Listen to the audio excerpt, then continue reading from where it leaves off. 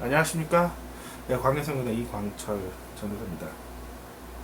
한 주 동안 잘 지내셨습니까? 요즘은 날씨 변화가 좀 달라진 것 같아요, 예전하고. 보통 이제 6월 말에서 7월 정도가 장마가 돼야 되는데, 올해 장마는 이제 8월 달에 장마가 집중을 합니다. 장마 때문에 저희 집도 좀 이렇게 좀 변화가 있었어요. 갑자기 장마가 많이 와서 집에 이제 천청에서 이제 물이 셉니다. 저도 깜짝 놀랐어요. 이사 와갖고 이런 적이 없었는데, 그것 때문에 이제 정전돼서 겨우 지금 복구한 거예요. 근데 지금 이제 조금 느지막하게 이번 달 설교는 이렇게 제가 하는 부분이 있습니다. 장마가 되든지 뭐가 되든지 우리가 항상 하나님 말씀을 읽고 또 항상 하나님 말씀 가운데 살았으면 좋겠습니다. 최근에 제가 어려운 일이 있었을 때 유튜브 설교를 듣습니다. 혹시 여러분도 아실 수 있어요. 옛적 선한길이라고 이제 제가 자주 듣는 유튜버 방송 중 하나입니다. 저도 설교를 하기 위해서 그리고 여러 가지 정보를 얻기 위해서 유튜브를 좀 많이 활용하는 편인데, 정치적인 뭐 색깔에 대해서는 아무래도 좀 제가 이제 작은 방송이기 때문에 크게 이야기하지 못하겠지만, 어쨌든 그 설교 가운데 제 마음에 이렇게 제 마음속에 생각되는 설교들이 하나 있었어요. 복잡한 일이 있었을 때 복잡한 일을 위해서 기도하기보다는 하나님 나라를 위해서 기도할 것들을 이렇게 말하는 내용들이 있었습니다. 잠깐 이야기를 하면요, 우간다의 전 국민이 에이즈로 이렇게 굉장히 어려웠던 시기를 겪었었다고 합니다. 에이즈 같은 경우는 잘못된 이제 성관계로 인해 이렇게 된 거죠. 전 국민이 절반 정도가 에이즈에 걸렸다고 할 정도로 우간다도 굉장히 이렇게 타락했었던 나라였다는 거죠. 근데 그때 한 목회자가 있었습니다. 존 물린디라는 목회자가 있었는데, 그분이 하나님께 금식하며 기도했다고 합니다. 하나님, 이 나라에 에이즈가 났는데 어떻게 하면 되겠습니까? 라고 했었을 때 하나님께서 온 응답은, 너희들이 한 가지의 문제에 대해서 집중하지 마라. 한 가지의 문제에 대해서 집중했었을 때 한 가지는 풀리겠지만 다른 한 가지의 문제가 생길 것이다. 그럼 어떻게 기도를 해야 됩니까? 라고 하나님께 응답을 받았을 때, 나라를 위해, 그리고 나라의 사명과 이스라엘을 위해 기도해라 라고 합니다. 이 말씀은 마태복음에 나오는 말씀하고 일치한 거죠. 너희는 먼저 그 나라와 그 의를 구하라. 이 시대는 마지막 시대입니다. 하나님 나라, 이스라엘이 회복이 되는 것이 마지막 나라의 마지막 타겟 목표입니다. 산을 올라가면 산의 정상을 가듯이 마지막 선교의 정상은 이스라엘의 회복, 그리고 각 나라가 하나님의 복음으로 회복이 되는 것이 산 정상입니다. 존 물린디 박사는 그 말씀에 순종했고, 그 순종을 통해 우간다의 에이즈 발병률은 많이 줄어들었습니다. 몇 프로인지는 잘 모르겠어요. 13%인가? 굉장히 많이 줄어들었고, 우간다의 새로운 붐이 시작이 됐습니다. 그래서 존 물린디 박사를 통해, 그리고 목사님을 통해 우간다의 부흥과 영적 회복들이 일어났다고 합니다. 그래서 그 존 물린디 박사님의 그 간증들을 통해서 저도 그렇게 생각합니다.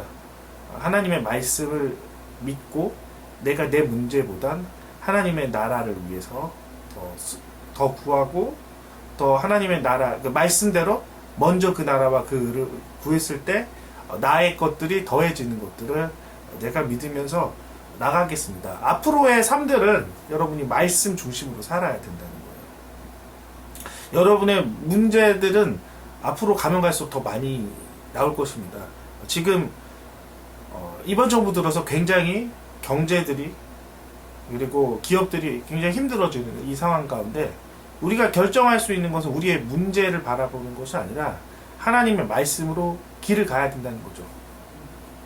내가 보았을 때 그 길이 가시떨기가 있어요. 가시떨기에만 집중하는 것이 아니라 가시떨기 뒤에 길을 만드시고 그 안에 숲을 인도하시는 하나님의 말씀을 바라봤으면 좋겠어요.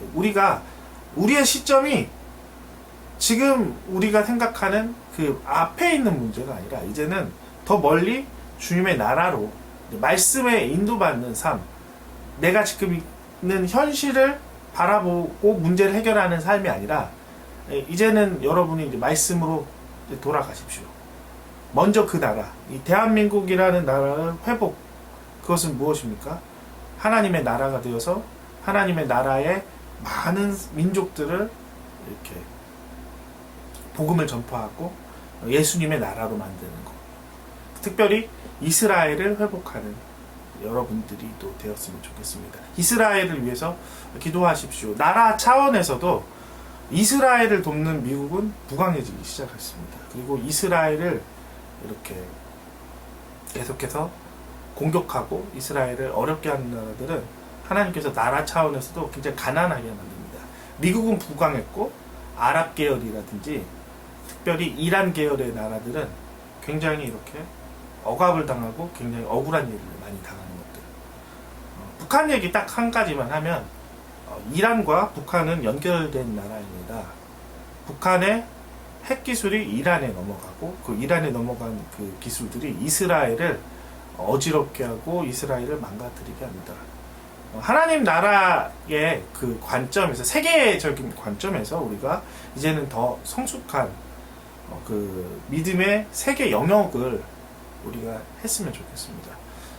이 짧은 시간에 많은 것들을 이야기했었지만 이렇게 조금의 부분들을 제가 이야기하고 시작을 하고 나중에 이제 설교들은 이러한 부분들을 잘 접목을 해서 설교를 하도록 하겠습니다.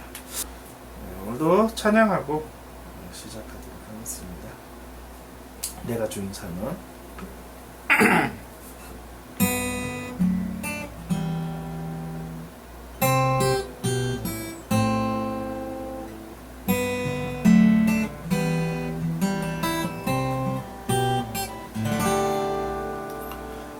내가 주인 삼은 모든 것 내려놓고 내 주 대신 주 앞에 나가 내가 사랑했던 모든 것 내려놓고 주님만 사랑해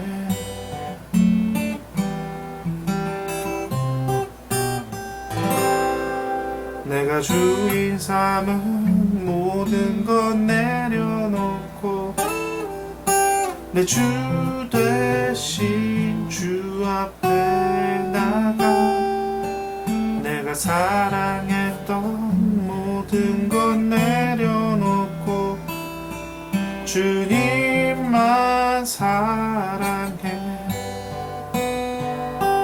주 사랑 거친 풍랑에도 깊은 바다처럼 나를 잠잠케 해 주 사랑 내 영혼의 반석 그 사랑 위에 서리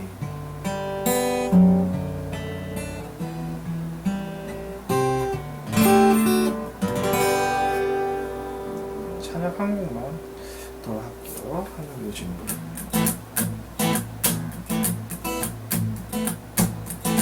하늘 위에 주님 밖에 내가 사모았자 이 세상에 없네 내 맘과 힘을 이룰 수 없네 오직 한 가지 그 이름이 있네 주는 나의 힘이요 주는 나의 힘이요 주는 나의 힘이요 영원히 주를 의지하리 주는 나의 힘이요 주는 나의 힘이요 주는 나의 힘이여 영원히 주를 지하리 영원히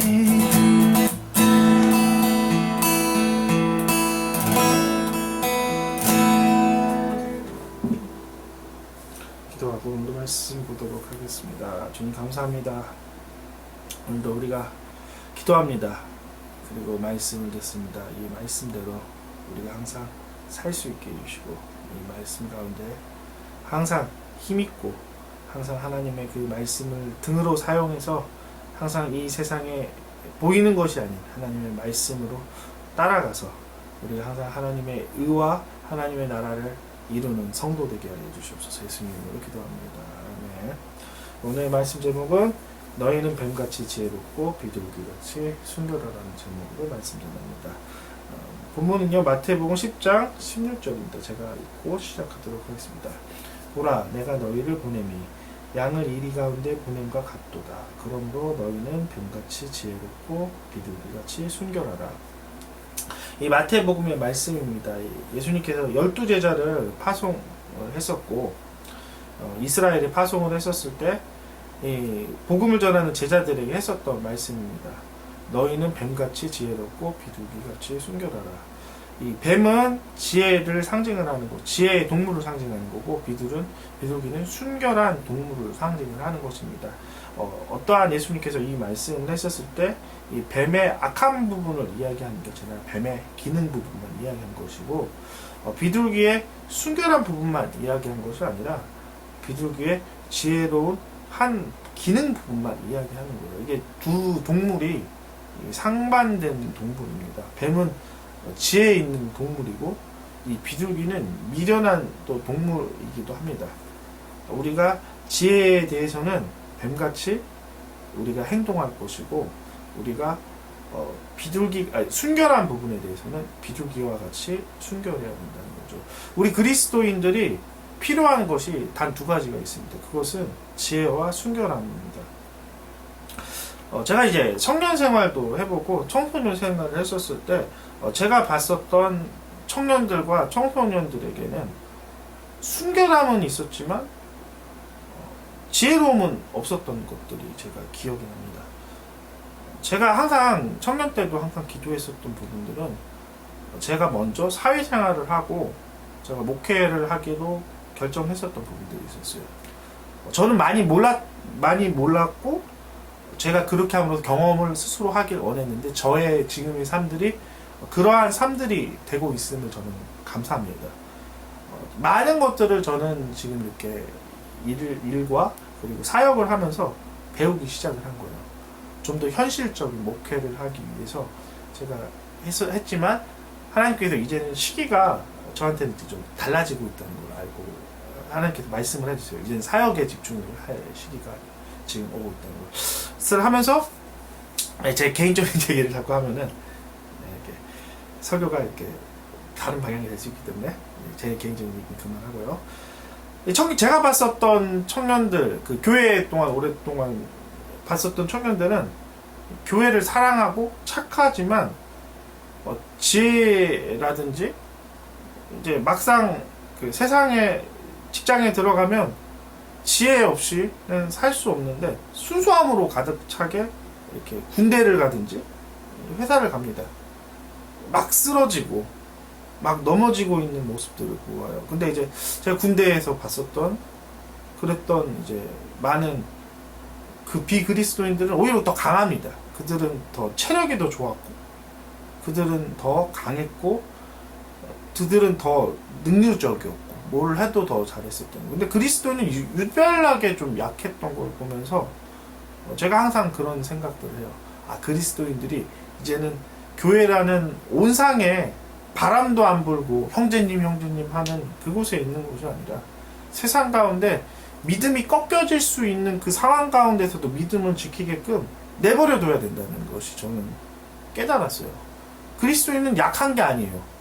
그들은 온화하지만 그들은 마음 가운데는 지혜와 강함이 충만해야 돼요. 그래야지 세상을 이길 수 있습니다. 약한 마음으로는 이길 수 없어요. 나 순결을 보장하기 위해서 나 교회만 있을래? 이거는 존재하지 않습니다.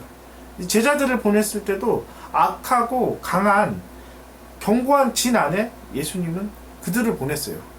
그들의 강한 하나님의 능력으로 그들을 변화시키기 위해서 보냈다는 거죠. 우리가 이 시대에 가장 필요한 거는 하나님의 지혜 그리고 순결함들이 보존이 되어야 된다는 거예요. 그러기 위해서는 스스로 강해져야 됩니다. 말씀을 통해서 강해질 뿐만 아니라 환경을 통해 견디는 법들을 여러분이 깨달아야 된다는 거죠. 오늘의 설교의 중심 인물은 다니엘이에요. 다니엘을 말씀하기 전에 제가 솔로몬을 조금 이야기할 것입니다. 우리가 다니엘처럼 살아야 된다는 거죠. 그는 지혜로 충만했습니다. 영적인 지혜, 그리고 세상적인 깨닫는 지혜까지도 충만했고, 그는 순결했어요. 우리가 다니엘처럼 우리가 순결한 마음이 있었을 때 그 리더를 통해 하나님이 세상을 바꿀 것입니다. 제가 설교를 통해 하나님께서 그러한 나라로 이제는 세계가 바꿔질 것을 하나님께서 말씀하십니다.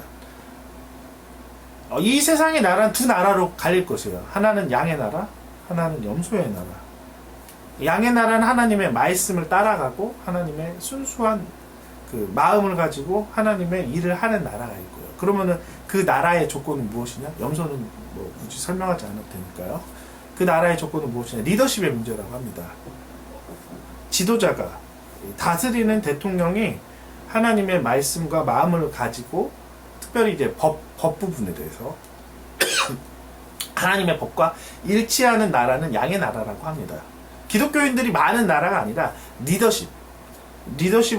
리더십을 통해 이 나라를 하나님의 법으로서 그리고 하나님의 그 보호함으로써 이끌 수 있는 나라, 양의 나라가 된다는 거죠. 요즘은 많은 법들이 잘못되고 있다는 거죠. 저는 그리스도인이고 말씀을 가르치는 전도사지만 그리스도인은 세상 안에 속했기 때문에 이 법도 악하면 법에 영향을 받습니다. 동성애법. 이것은 하나님의 말씀을 대적하는 법이에요. 이 동성애법은 이 땅에 재앙을 가져오게 하고 교회를 타락시키게 하는 것입니다. 한 예를 들면 유럽의 동성애법이 1970년도 정도에 이제 통과되기 시작했습니다. 동성애라고 하면은 우리와 크게 관련이 없기 때문에 사사로이 생각을 할 수 있습니다. 그러나 그 법을 통과된 유럽은 먼저 청소년들과 청년들이 타락하기 시작을 한 거예요. 동성애들이 합법화됐었을 때 청소년들과 청년들이 교회에 자연스럽게 떨어지기 시작한 거죠. 이걸 조금만 생각하면 이거는 왜 그런지 답을 이해할 것입니다. 왜 그러겠습니까? 동성애라는 것을 내가 범했을 때 내 양심이 거리껴서 교회 나오는 게 그렇게 쉽지가 않다는 거죠. 내가 어떻게 이런 모습으로 내가 교회를 나갈까? 당연히 사람이라면은 악한 행동을 했었을 때, 그리고 이 성적인 것은 굉장히 은밀한 거기 때문에 이런 수치적인 것들을 내가 했었을 때 과연 그것들에 대해서 내가 교회에 나올 수 있는 양심에 찔림이 없었을까라는 생각이 들어요. 당연히. 그래서 밑에 있는, 그리고 가장 가장 어린 친구들부터 이제 교회에 나오기 시작을 하고, 법들은 바꿔지고 이슬람들은 오게 되고 해서 유럽에는 그리스도인들이 거의 없는 나라가 된 거죠. 작은 거지만 이러한 작은 법들이 큰 영향력을 합니다. 그래서 이 사단은 이 법과 모든 질서를 통해 이 세상을 어지럽히게 한 거예요. 작은 틈을 통해 큰 영향력을 만들기 때문에. 이거와 마찬가지로 성경에서 하나님께서 가장 금기시켰고 가장 먼저 그날을 장복했던 건 가나안 땅은 바로 동성애가 침공했었던 나라이기 때문입니다. 하나님은 그 나라의 그 작은 악이 이 가나안을 얼마나 망가뜨렸는지 이 성경을 통해 좀 드러나기 시작합니다. 계속해서 설교 시작할게요. 지혜하면 생각나는 사람이 있어요. 그 사람은 누구예요? 이 솔로몬이죠. 솔로몬 초창기에는 그가 하나님의 마음도 있었고 순결함도 있었고, 그가 솔로몬 초창기에는 하나님의 지혜로 백성을 잘 다스렸습니다. 백성이 하는 일이 무엇입니까? 백성이 하는 일은 공의를 가지고 하나님의 마음으로 백성들을 잘 다스리고 백성들을 공평하게 다스린 것입니다. 솔로몬은 처음에 그랬던 사람이에요. 하나님의 지혜를 받았습니다. 1000번째 제사를 드렸을 때 하나님의 꿈속에서 나타나기 시작합니다. 꿈속에서 나타났을 때 하나님께서는 솔로몬에게 지혜를 주기 시작합니다. 왜? 솔로몬이 지혜를 구했기 때문이에요. 여러분이 구한 기도가 구한 대로 여러분이 응답되고 그렇게 살 것입니다. 여러분이 악함을 구하면 악함의 결과대로 살 것이고, 선함을 구하면 더 선함을 구합니다. 더 선한 환경으로 살 것이고 선한 복이 있기십니다. 솔로몬이 지혜를 구했을 때 하나님께서 부까지도 허락하셨어요. 이것은 말씀과 일치하기 때문입니다. 먼저 그 나라, 백성을 잘 다스린다는 솔로몬의 그 마음이 먼저 이스라엘에 대한 그 나라에 대한 마음이 있었기 때문에 그가 필요했었던 더한 것, 부함들을 하나님께서 주신 것이에요. 말씀과 일치했기 때문에 하나님께서 이것을 더 해주신 것입니다. 그의 지혜는 그 혼자 살기 위해서 살았던 것이 아니라 그의 지혜가 이제 공평하게 그 나라를 다스립니다. 당시 솔로몬의 그 성경에서 나왔었던 기록을 보면 이렇죠. 이 창녀들이 재판을 합니다. 창녀들의 재판은 이 한 아이를 가지고 이 양쪽 이 여자에 대해서 이 여자의 아이인지 저 여자의 아이인지 분간하는 바로 재판을 합니다. 그럼 이 창녀 재판이 왜 그렇게 솔로몬이 하나님의 마음을 가졌다는 것을 증거하냐? 이 창녀는 이 세상에서 가장 낮은 사람을 증거하는 것이에요. 가장 이 낮은 사람들까지 공평한 마음으로 할 수 있는 넉넉한 제사장의 모습을 성경에서는 그리기 시작을 한 거예요. 묘사하기 시작을 했다는 거죠. 대통령이라면, 목회자라면, 그리고 그리스도인이라면 이러한 마음이 있어야 된다는 거죠. 공평한 마음으로 가장 낮은 사람들까지 하나님의 의로서 그리고 공평으로서 자비로서 해야 할 마음. 솔로몬 초창기에 그 지혜를 가지고 잘 활용했다는 거죠. 가장 낮은 그것까지 손수 애쓰는 자비로운 하나님의 왕의 모습들을 그렸던 것이 바로 솔로몬이었던. 그가 타락하기 시작했죠. 언제 타락하기 시작? 영적인 순결함을 잃을 때부터 그가 타락하기 시작한 거죠. 비둘기의 순결함을 잃었을 때 솔로몬의 나라들은 그의 아들을 통해 이렇게 둘로 나눠지기 시작을 한 것처럼 우리가 두 가지 것들을 유지하면서 살아야 됩니다.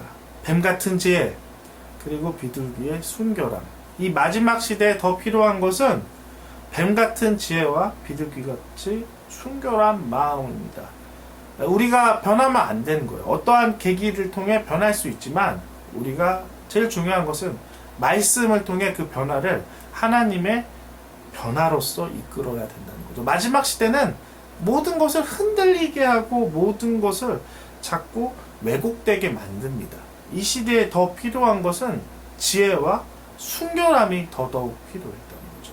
이 마지막 시대를 대표하고 이 마지막 시대의 리더로 모델을 삼을 사람이 바로 다니엘입니다. 다니엘은 초창기에 어떠한 사람인지 성경에서는 이렇게 기록합니다. 그들은 이스라엘에서 포로되어서 바벨론으로 이주했었던 귀족의 한 사람이었다는 거죠. 이스라엘이 이제 포로가 되었기 때문에 다니엘 스스로도 이렇게 생각할 수 있어서 망한 나라니까 나 그냥 대충 살래 라고 할 수 있었지만 그것 가운데 충성했다는 거죠. 이 바벨론이란 나라에서도 충성했다는 거예요. 계속해서 이 바벨론이란 나라에 갔었을 때 그 나라에서는 두 가지 정책을 합니다. 첫 번째는 언어 정책을 하기 시작한 거죠. 이 언어에는 그 나라의 문화들이 담겨져 있습니다. 미국의 언어들은 좀 더 실제적인 언어들이 있고 한국의 언어들은 좀 더 감정을 묘사합니다. 뭐 형용사를 이야기하면 놀았네, 누렀네, 누리끼리 하네, 노릇노릇하네, 뭐 이런 식으로 묘사를 하는 것처럼 이 바벨론이라는 나라는 말을 배움으로써 그 나라의 문화들을 배우기 시작했지만 바벨론의 그 문화에 그 언어에 휩쓸렸던 것이 아니라 하나님의 언어와 하나님의 마음으로 계속해서 지켰었던 것이 다니엘입니다. 다니엘이 얼마나 그가 마음을 지키려고 애썼는지 성경 다니엘서 1장을 보면 그가 기록이 되었던 거예요. 그가 지혜로웠을 뿐만 아니라 그가 스스로 마음을 지켜요. 지금 시대는 마음을 지키지 않으려고 노력을 해요. 교회를 가더라도 여러분들이 얼마나 편하게 예배 드리려고 합니까? 그냥 나 주일만 나와야지, 오전만 예배 드리고 나 집에 가서 내 일을 봐야지. 점점점 이런 마음들이 계속해서 내 마음에 차지했었을 때 하나님의 마음들은 점점 줄어들 거예요. 교회의 출석과 하나님의 마음이 비례하다고 저는 생각합니다. 저 같은 사람 같은 경우는 항상 성경과 항상 말씀과 항상 하나님의 마음들을 염두해야 되는 거예요. 여러분이 얼마나 하나님의 마음을 지키기 위해서는 여러분의 그 시간들과 생각과 마음의 중심이 얼마나 하나님께 있어야 되는 거예요. 성경 말씀이 있고 틈나면 저는 성경을 봅니다. 틈나면 제가 유튜브 방송을 봅니다. 저의 많은 시간들이 하나님의 나라 그리고 이 백성들을 가르치기 위해서 이 세상 가운데 하나님의 그 말씀 가운데 어떻게 해야 성도들을 잘 가르칠 것인가에 대해서 제 마음은 항상 있어요. 가끔씩 아르바이트 나가지만 제 마음은 어떻게 설교를 해야 되고 이 가운데 어떻게 살아야 되는지 실제적으로 내가 부딪히면서 계속해서 이렇게 살고 있다는 거예요. 여러분이 직장 다니면서, 여러분이 학교 다니면서 여러분의 마음은 무엇에 있습니까? 직장 다니신 분들은 여러분의 진급만 있다면 그것은 여러분 마음 가운데 하나님 나라 벌써 떠나버린 사람이라는 거죠. 여러분 마음에 교회만 있는 것이 아니에요. 교회는 그냥 모이는 장소이기 때문에 하나님이 있어야 되고 예수님이 있어야 된다는 거죠. 여러분의 마음, 직장 가운데 일주일 생활에 여러분 누구가 있습니까? 가족만 있습니까? 남편만 있습니까? 그리고 학교에 다니시는 분들은 남자친구도 있고 여자친구도 있지만은 그 가운데 남자친구와 여자친구 마음만 있다면 여러분 가운데 순결한 것들이 없다는 거예요. 여러분 마음 가운데 여러분의 욕구만 있다는 거죠. 하나님의 마음이 없는 그곳 가운데 하나님의 능력은 발현되지 않아요. 다니엘은 하나님의 능력과 하나님의 순결함으로 하나님의 나라로 움직였었던 사람이었다는 거죠. 이 다니엘은 스스로 마음을 지키기 위해서 그 당시 환관장이 왕의 음식과 포도주를 주었을 때 그것을 거부하기 시작합니다. 당시에 음식을 거부하고 그리고 포도주를 거부하는 것은 쉽지 않아요. 잘못 내가 말하면, 잘못 내가 눈치를 주면 당시에 내가 그 나라의 종으로서 팔려갔던 사람이기 때문에 낮은 사람으로서의 그 위치에서 거부한다는 것은 쉽지가 않아요. 우리나라 문화도 마찬가지입니다. 내가 낮은 위치에서 내가 무엇인가 거부한다는 것은 쉽지가 않아요. 왜냐? 그 자리가 내 쫓겨날 수 있는 자리고, 그리고 다니엘은 이 자리는 쫓겨날 뿐만 아니라 죽음의 위기에도 처할 수 있는 그 자리에도 다니엘은 스스로 하나님의 말씀과 마음을 지키기 위해 애썼다는 거죠. 당시에 음식과 그리고 포도주는 우상 숭배의 흔적들이 있었기 때문에 다니엘은 그것을 거부하기 시작합니다. 그리고 계속해서 그 순결들을 지켰을 때 하나님의 보호함이 오기 시작을 한 것이요. 나는 채식만 하겠습니다. 그랬을 때 그 채식을 먹었었던 다니엘과 다니엘의 친구들이 오히려 고기와 포도주를 먹었었던 친구들보다 더 건강하고 더 윤기가 흘렀습니다. 우리가 믿음으로 하나님의 말씀으로 살았을 때 우리에게 하나님의 더 특별한 은혜와 능력으로 우리가 살 수 있습니다. 마지막 시대는 이렇게 살아야 된다는 거죠. 하나님의 말씀으로만 사는 것이 아니라 하나님의 특별한 보호함으로 더 사는 특별한 은혜들이 더 있기를 원합니다. 여러분이 그것을 위해서 기도하십시오. 세상 것은 세상 것이고 육체의 일은 육체의 일이고 영적인 일은 영적인 것이 아니라 분명히 성경에선 이렇게 쓰여 있습니다. 에베소서 이제 6장을 제가 한번 읽어볼게요. 갑자기 찾을 때가 좀 있어서 그럴 때는 조금 좀 있습니다. 에베소서 6장에는 이렇게 말씀하십니다. 우리의 씨름이 혈과 육을 상대하는 것이 아니요 통치자들과 권세자들과 이 어둠의 세상의 주관자들과 하늘에 있는 악한 영들을 상대합니다. 분명히 성경에는 혈과 육이 아닌 바로 영적인 것으로 먼저 시작이 된다고 이야기합니다. 영적인 것으로 여러분이 먼저 하시길 바랍니다. 말씀이 먼저 영적인 것이니 말씀 우선순위로 살고 말씀의 능력대로 살기 바랍니다. 하나님께서는 분명히 그렇게 하실 것입니다.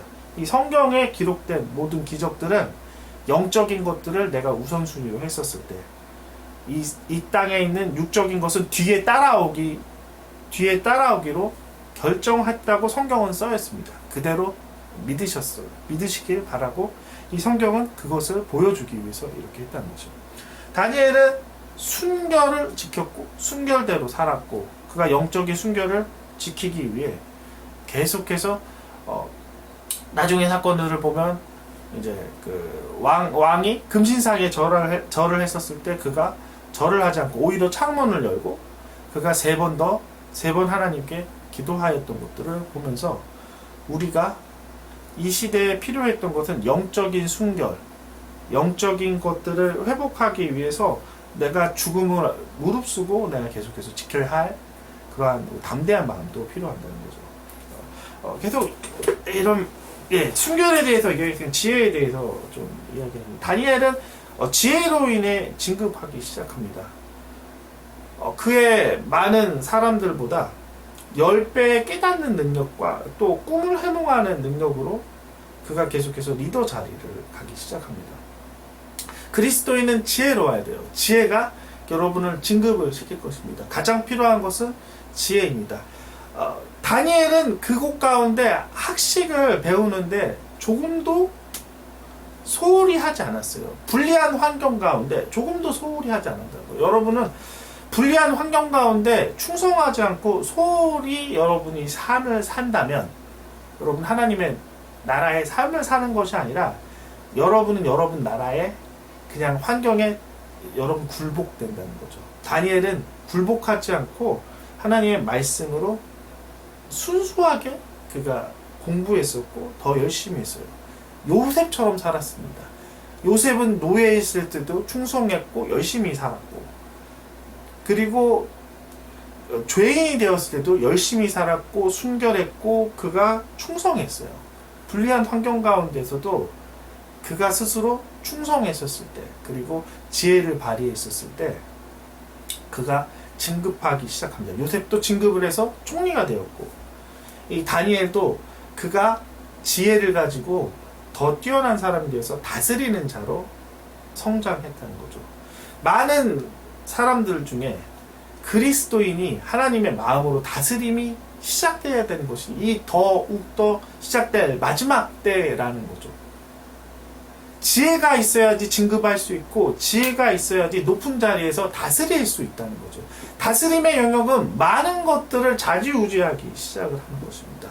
악한 자가 다스리면 악한 영향력으로 인해 세상이 타락이 되기 시작을 합니다. 정치적인 것들, 경제적인 것들, 치안, 경찰 많은 부분들이 타락이 되었어요. 요즘 보면 경찰에 대해서 많은 이야기를 합니다. 이 경찰이 경찰 역할을 하지 않아요.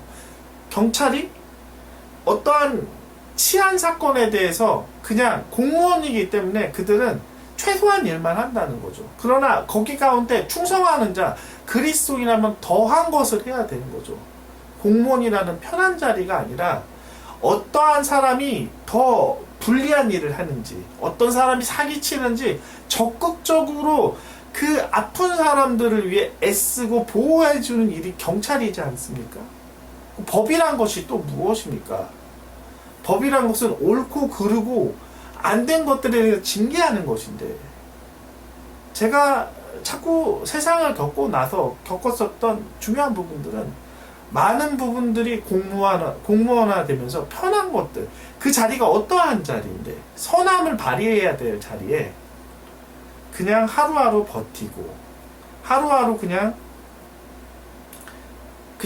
유지하는 삶을 살아서 계속해서 그 있는 자리가 아름다워지는 것이 아니라 그냥 있으나만 하는 자리가 돼요. 우리 그리스도인은 이제는 그 자리에 들어가요. 경찰에 들어가서, 법무에 들어가서, 그리고 정치에 들어가서, 그리고 교육에 들어가서 여러분 바꿔야 된다는 거죠.